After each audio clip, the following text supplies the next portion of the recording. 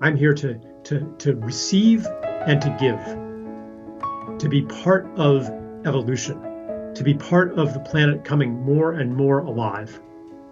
Every stage of evolution has been a coming more alive of the planet, from the first eukaryotic cells to the first multicellular organisms to plants to flowering trees. Like the world got more and more and more alive. That's what life wants. It's to live.